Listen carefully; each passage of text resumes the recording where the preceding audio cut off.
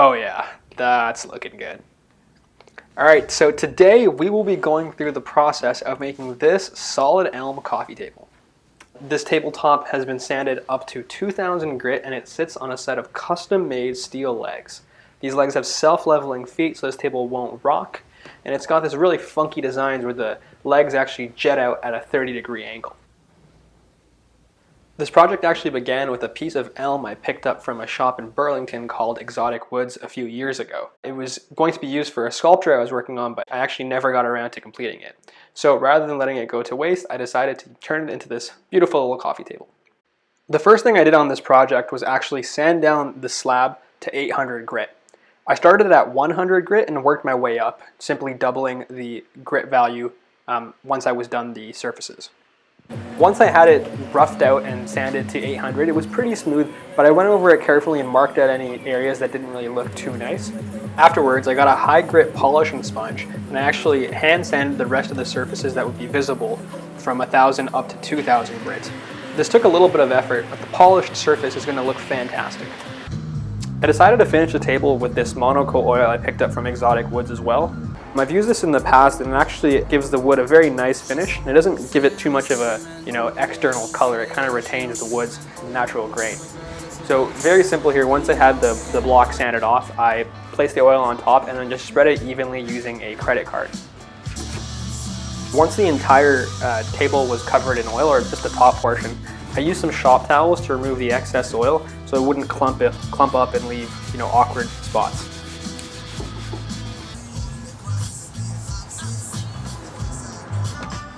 So once the table was completely dry, I flipped it over and began working on what would be the top and sides of the table. Here I'm just brushing off the surfaces to make sure there's no residual dust. Yep, so same process as before, just spread a little bit of the oil on the center of the table and then spread it around in a thin coat using a credit card.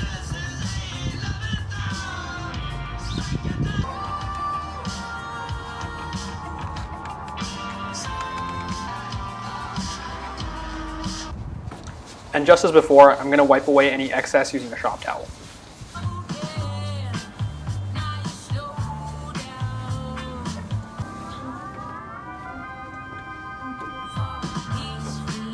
Overall, it looks really good, but it turned out a lot better the next day.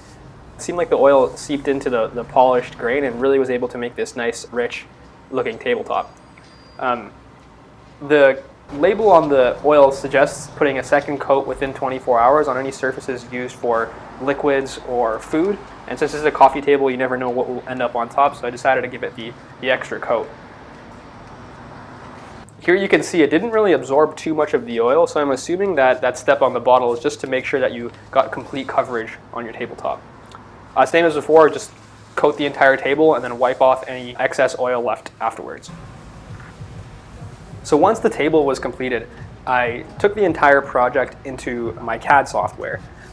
CAD stands for computer-aided design, and it allows you to visualize your completed design before actually making anything.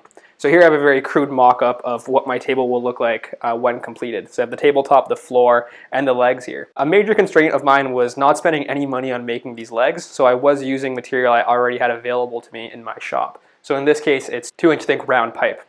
You might be wondering what this orb is here in this design, and it is actually a regulation size soccer ball.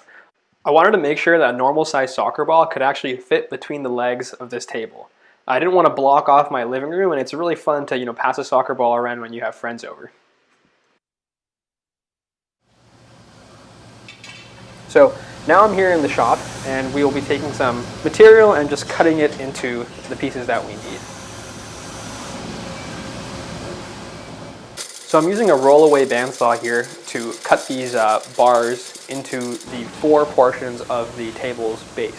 So I'm just cutting roughly what I need and then putting an angle on them so that they can all just be joined together later.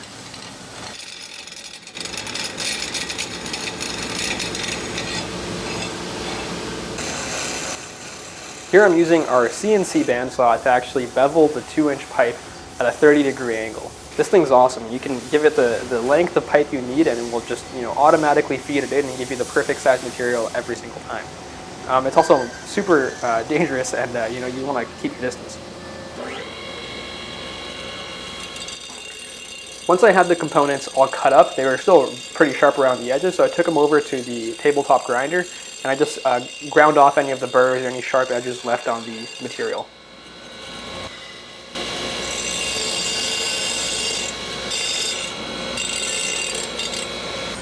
This fancy looking machine is a lathe, and I will be using it to make the adjustable feet for the table. Here I just have a little piece of steel that I'm going to be drilling through so that I can attach screws that would allow me to adjust the height of the table. I'm drilling a pilot hole with a specialized tool called a center drill.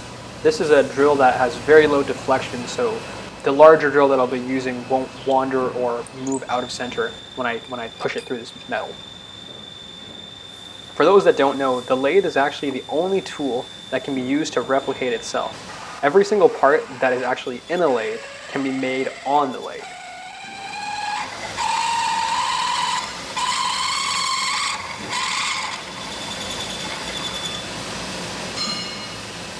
Once that was drilled out, the part is still very hot, so I'm just pulling it out here without actually touching it.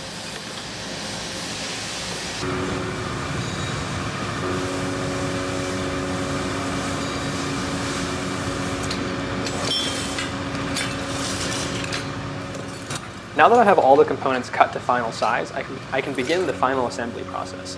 So here I've just cleared off my welding table, and I'm going to begin welding the bottom brackets together, attaching the legs, and then finally attaching the leveling feet. So I just laid out the pieces on the tabletop, and I fired up the MIG welder. Here I'm just going to be tacking the 4 bottom brackets together. This will just make sure that everything is even before I put in any real serious welds.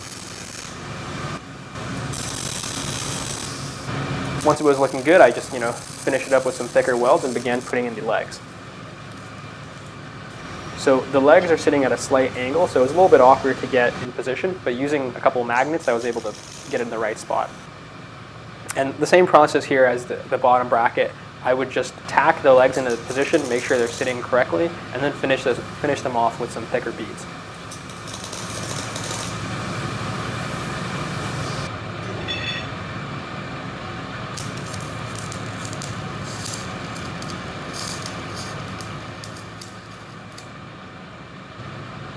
Once the legs were completely attached, I began working on the feet.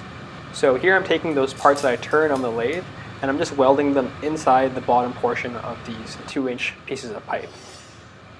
I recessed them in just a little bit to give the legs an overall sleeker look, so you couldn't really tell how these, threaded feet are coming out of the legs. And they say the best tool for the job is not the right tool for the job, but it's the closest tool to the job. Here I'm using an adjustable wrench as a hammer to try to get these feet in the correct position. Usually when you tack something into position, it's not held permanently and you can move it around a bit. So here I'm just prying all these feet into the correct position before putting in the final welds.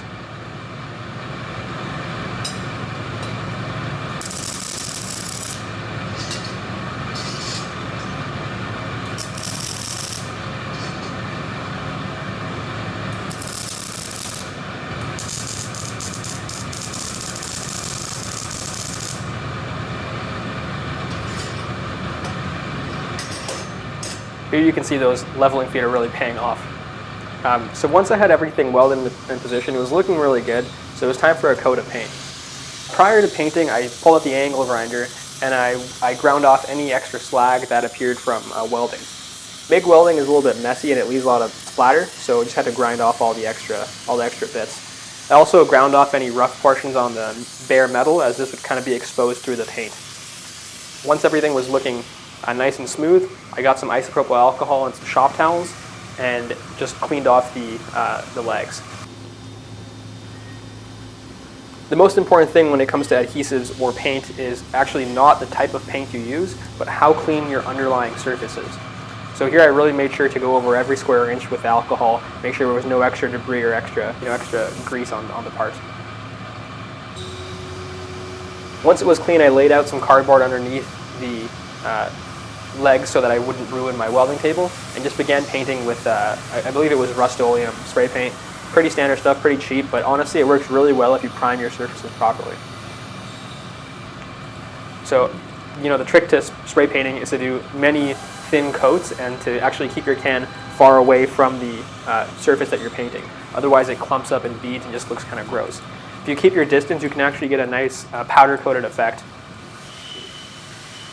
After the first few coats, I went back with a flashlight and just made sure that there was complete coverage on the legs. You know, in the shop it's kind of dark and it's hard to see if everything is covered perfectly, but this flashlight, it really exposed a few areas that had, you know, very poor coverage. And with that completed, I just had to let it dry and it was ready for final assembly. So some time has passed since I actually started this project. At the beginning of this video it was fall and now we're kind of in the depths of winter. But that's just kind of how these projects go.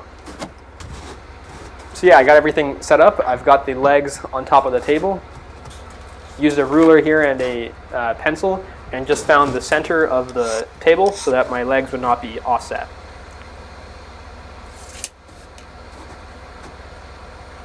With everything in the correct position, I marked it with a pencil just in case I had anything move while I was, you know, doing final assembly. How I chose to fasten these legs to the table is actually this cool adapter I got from McMaster-Carr.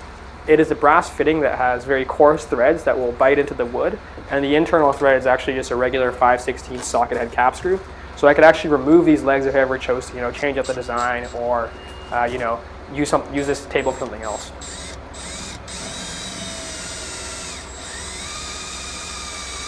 I started with a few pilot holes just to, you know, get the positions correct, and then I went in with a larger drill to get the final diameter I needed for those brass fittings.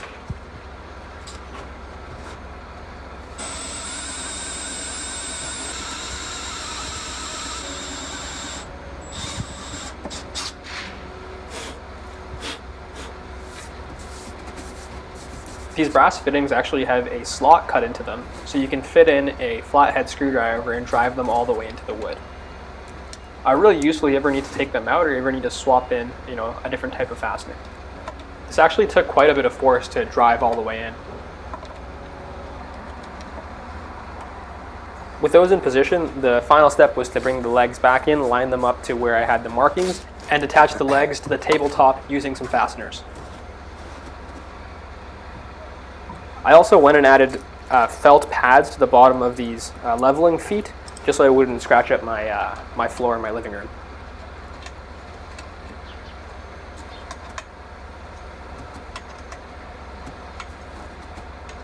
I went ahead and torqued those to, you know, something that I felt was pretty tight. I didn't really need too much tension on these bolts.